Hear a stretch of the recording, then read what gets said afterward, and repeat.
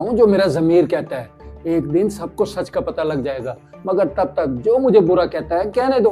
सेठ साहब, आप बिल्कुल ठीक कह रहे हैं। हमें लोगों की परवाह नहीं करनी चाहिए। जो भी अमल करना चाहिए अल्लाह की रजा के लिए करना चाहिए। आप बैठे, मैं आपके लिए चाय लेकर आता हूँ।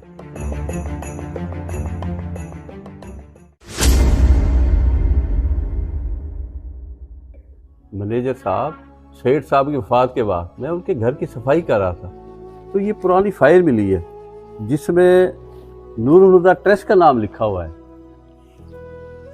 जी भाई साहब, ये नूरुल हुदा ऑर्गेनाइजेशन ही लिखा हुआ है और बिलाल साहब ने वसीयत की है, और इस वसीयत के मुताबिक बिलाल साहब का टोटल बैंक बैलेंस और उनकी जायदाद वो हमारे ट्रस्ट के नाम करके गए हैं, और गुज़श्ता 10 साल से वो 50 से ज़्यादा यतीम खानों की इमदाद कर चुके हैं।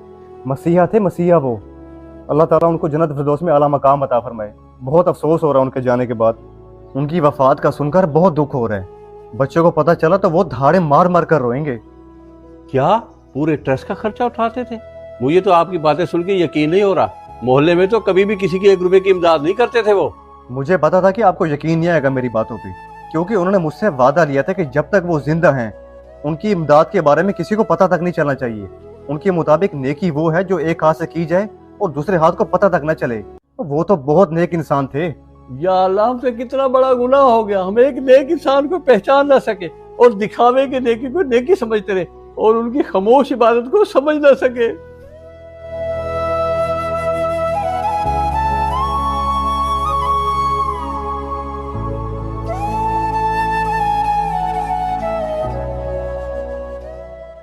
रशीद भाई, जो बात मैं आपको बताने लगा हूँ वो सुनने के बाद हमारे सर शर्म से झुक जाएंगे।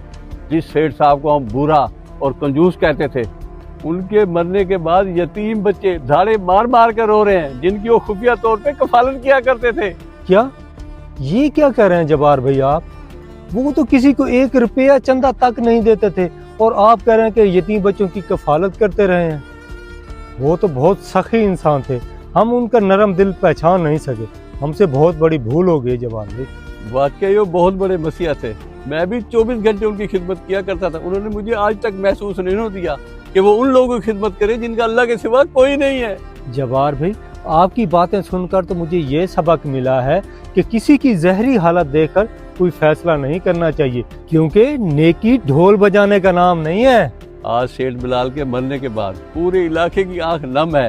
अल्लाह ताला उनकी मग़फ़िरत फरमाए और जन्नत में आला मकाम अता फरमाए। हमें भी उनके नक्शे कदम पे चलने की तौफीक दे।